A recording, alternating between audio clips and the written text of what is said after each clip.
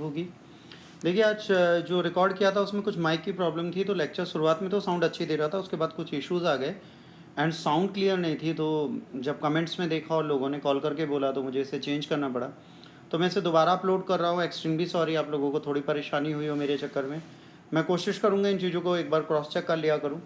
दूसरा, आज का एडिटोरियल एनालिसिस और हिंदू एनालिसिस में जो इम्पॉर्टेंट चीज़ है वो आपका इंडिया, नेपाल और चाइना का एक्सेस है, जिसको मैंने बहुत डिटेल में अंदर पढ़ाया है। दोबारा पढ़ा रहा हूँ नो डाउट, बट अगर आप उसे देख लेंगे तो आपके एग्ज़ाम के लिए बहुत इंपॉर्टेंट है। तो आज का लेक्चर मिस मत करिएगा। जो भी देखने बैठे प्लीज़ इसे पूरा देखिएगा, वो आपको बहुत इंपॉर्टेंट है, बहुत अच्छा रोल प्ले करेगा और आपको राइटिंग के लिए और मेंस राइटिंग के लिए बहुत बड़ा इंपॉर्टेंस दे देगा। तो कोशिश करिएगा उसको आप पूरा देखिए। आइए बिना देरी के लेक्चर स्टार्ट करते हैं। न्यूज़ एनालिसिस का पार्ट पहले है, जिसमें स्क्रीन टाइम को रिस्ट्रिक्ट करने की बात की गई है। इन्होंने कहा है कि 30 मिनट से ज़्यादा लेक्चर नहीं देखना चाहिए बच्चे को एक टाइम पे। प्री प्राइमरी के 8 से 9 तक के जो बच्चे हैं वो 2 सेशंस देखेंगे 30 से 45 मिनट के, और 9 टू 12 के जो बच्चे हैं वो 4 सेशंस देखेंगे मैक्सिमम। 30 से 45 मिनट का मैक्सिमम होना चाहिए। टीचर्स को रिकमेंड किया गया है कि वो एकेडमिक कैलेंडर एनसीईआरटी का जो है उसको फॉलो करें, इंस्टेंट मैसेजिंग ग्रुप और ईमेल बनाएं, ठीक है। पेरेंट्स को भी इम्पॉर्टेंट इन्फॉर्मेशन और रिसोर्सेज बताएं। टीचर को इंस्ट्रक्ट किया गया है कि वो साइबर बलिंग से बहुत ज़्यादा अवेक रहें। 10 से 15 मिनट का ब्रेक 2 लगातार लेक्चर के बीच में ज़रूरी है।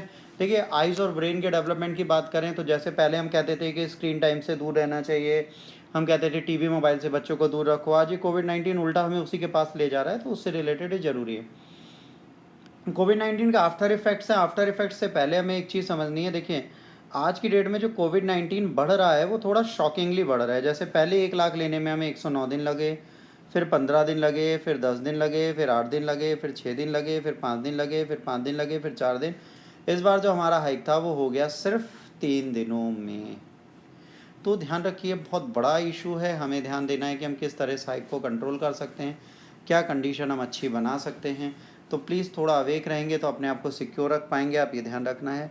जैसे हमारी जो फाइट है बेटा कोविड-19 की, ये चल रही है, लोग जो सही होके जा रहे हैं उनकी कंडीशन ये मिल रही है कि रिकवर होने के बाद वो पेशेंट डायबिटीज़ हो गई, इम्पेयर्ड लंग्स हो गए, हार्ट, लीवर, ब्रेन फंक्शनिंग, इन फैटीग और डिस्पेनिया, इन सब से ग्रसित हो रहे हैं। इन रोगों को उनको लग रहा है। देखिए जैसे नॉर्मल कोल्ड एंड फ्लू होता है उसके बाद कोई दिक्कत नहीं होती, बट इसमें दिक्कतें होती हैं।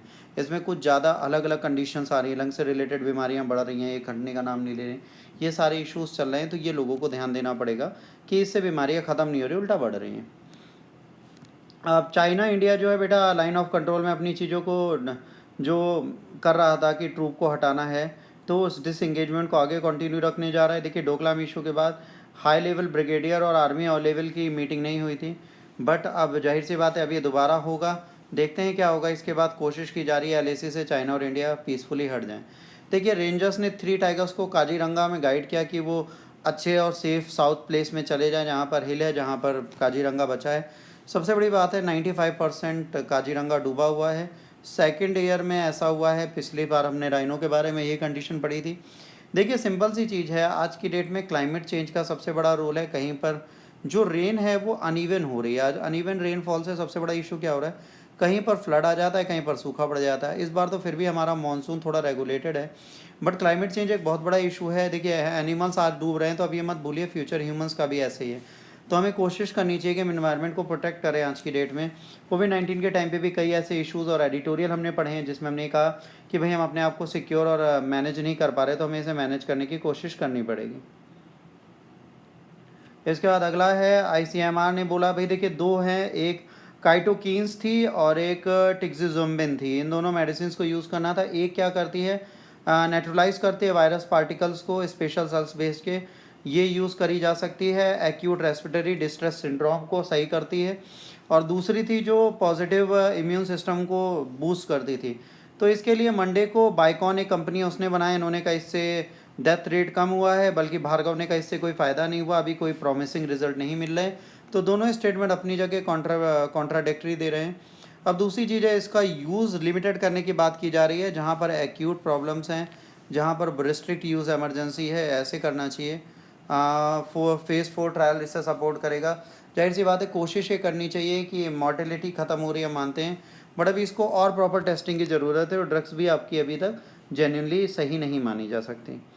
इसके बाद आप देख लीजिए डेथ रेट की बात करें बेटा, 30,000 के आसपास केस हमें डेली मिल रहे हैं। यूपी में भी केस बढ़ रहे हैं, 1594 केसेस सर्ज हैं, 6,915। तो देखिए केसेस लगातार इंक्रीज़ हो रहे हैं। तो इन केसेस के बढ़ने से भी सिचुएशन हमारे यहाँ थोड़ी अजीब होती जा रही है, तो हमें इसको कंट्रोल करने की कोशिश करनी चाहिए। इससे रिलेटेड एडिटोरियल है, इसमें आप देख लीजिएगा। देखिए कोविड-19 से बचने के लिए आपको घर पे रहना ज़रूरी है। इसके बाद फ्री ट्रेड एग्रीमेंट की बात हो रही है। अभी एक वर्चुअल मीटिंग हुई जिसमें वो बहुत दिनों से हमने फ्री ट्रेड एग्रीमेंट अपना बंद कर रखा था। तो अब देखते हैं क्या होगा। यूरोपोल एंड सीबीआई भी मिलकर साथ में काम करेगी। और जो कंडीशन थे यूएस के साथ, चाइना के साथ, इन सबको देखते हुए यूरोपियन यूनियन आज की डेट में कोशिश कर रहा है। तो bilateral trade and investment agreement European union और इंडिया का होगा, जिसे फ्री ट्रेड एग्रीमेंट बोला जाएगा।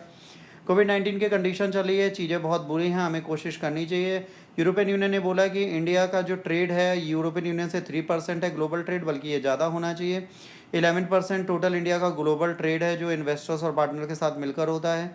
तो हमें ध्यान रखना है, बायलैटरल इन्वेस्टमेंट ट्रीटी हमें साइन करनी चाहिए। यूरोपियन यूनियन को वेलकम करना चाहिए। यूनाइटेड नेशन सिक्योरिटी काउंसिल की जो मीटिंग होगी उसमें यूरोपियन यूनियन हमारा साथ देने की कोशिश करेगा। ये हिंदू एडिटोरियल एनालिसिस पे चलते हैं।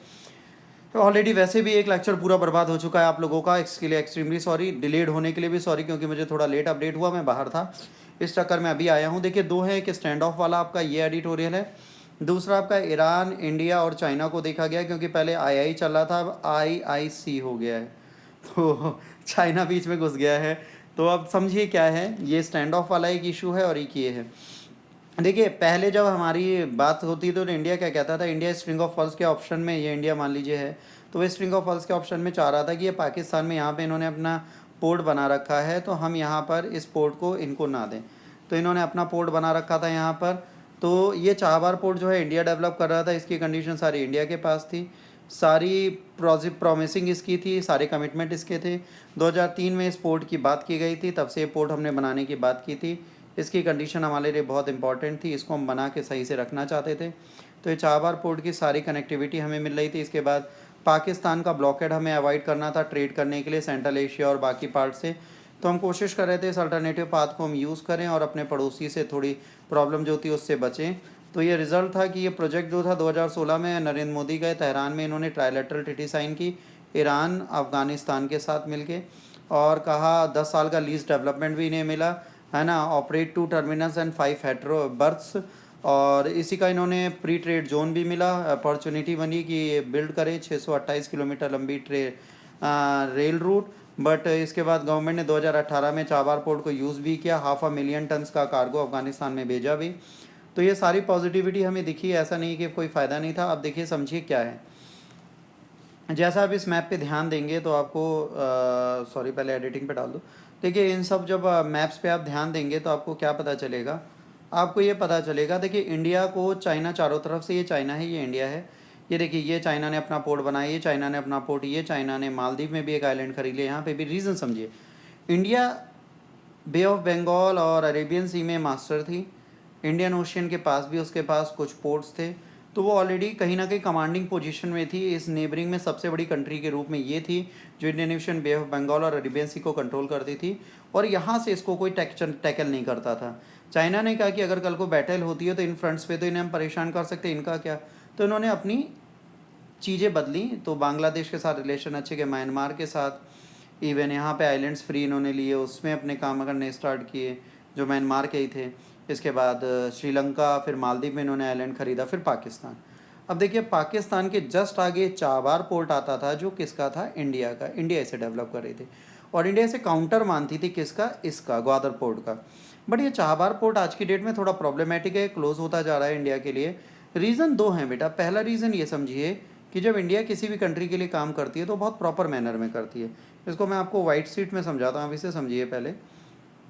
देखिए जब इंडिया कभी भी डेवलपमेंट या कंस्ट्रक्शन करती है तो दो तरीके के कंस्ट्रक्शन इस वक्त वर्ल्ड में हो रहे हैं।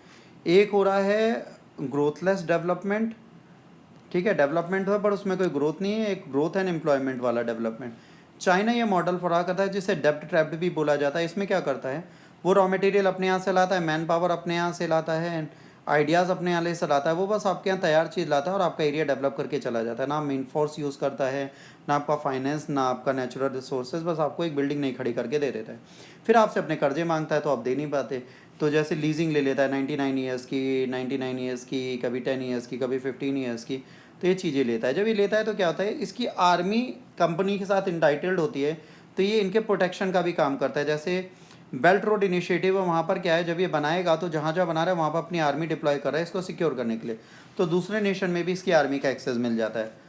ग्रोथ वाली और एम्प्लॉयमेंट फुल में क्या होता है, इंडिया जो है वो सस्टेनेबल डेवलपमेंट की बात करता है, वो आप फाइनेंसेस देता है, but raw material man power आपकी ग्रूम करता है, तो एम्प्लॉयमेंट बढ़ता है, ग्रोथ भी दिखती है, जॉब्स भी दिखती हैं और डेवलपमेंट भी दिखता है।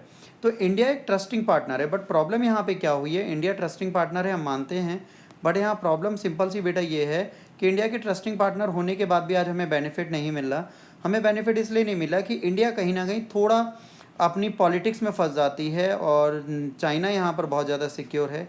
चाइना अपनी पॉलिटिक्स में नहीं फंसती कभी। देखिए चाइना की गवर्नमेंट फिक्स है, जो है वो पहले से बैठा है। इंडिया में डेमोक्रेटिक है, हर साल में चेंज होता है, कुछ अनसुटेबल कंडीशंस आ जाती हैं।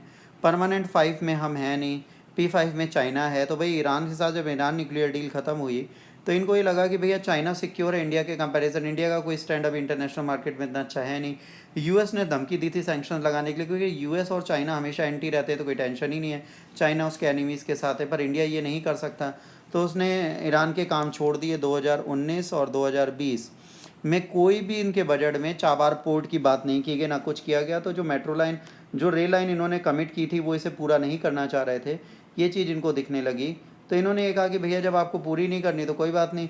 तो इन्होंने क्या किया, इनके फॉरेन मिनिस्टर दिल्ली आए जनवरी में, इनसे बात की गई, कोशिश की गई कि नहीं हम चीज़ें करेंगे, बट उसके बाद नहीं हुई। तो इन्होंने कहा कि अब हम अपनी जेब से कर लेंगे। तो भाई अमेरिकन पेनल्टीज़ वगैरह जो लगी, उससे हमें सारी दिक्कतें हुई। और जो ये कंस्ट्रक्शन था रेलवे का, ये कंस्ट्रक्शन का एस्टीमेट था 1.6 बिलियन। तो अब इन्होंने कहा हम अपने हिसाब से करेंगे, हमारे पास जो डेवलपमेंट फ़ंड है उससे करेंगे। तो इनके पास डेवलपमेंट फ़ंड कुछ नहीं है। इन्होंने चाइना के साथ एक 25 साल का ट्रेड एग्रीमेंट साइन किया इंफ्रास्ट्रक्चर, कंस्ट्रक्शन और एनर्जी प्रोजेक्ट्स के लिए। $400 बिलियन का ये है। अब तो इंडिया ने एक चीज़ लॉस कर दी, न्यू करेंसी। यहाँ पे क्या होता है बेटा, यहाँ पर एक एरिया जो होता है, मान लीजिए जो हमारा एरिया था, देखिए इनमें क्या हो रहा था रेल में, अगर रेल लाइन को आप समझें तो देखिए यहाँ पर एक चीज़ ये बहुत अच्छी ये करने जा रहे थे कि इस चीज़ को डेवलप करने जा रहे थे। अगर ये करते तो कांडला और मुंबई से होते हुए यहाँ जाते, ये पाकिस्तान का पोर्ट था, इससे बच जाते, फिर ये अफ़गानिस्तान में अपना एक्सेस रख सकते। देखिए अफ़गानिस्तान भी टेररिस्ट एक्टिविटीज़ में बढ़ सकता है, पाकिस्तान होते हुए वो फिर से यहाँ पे JNK में आ सकते हैं।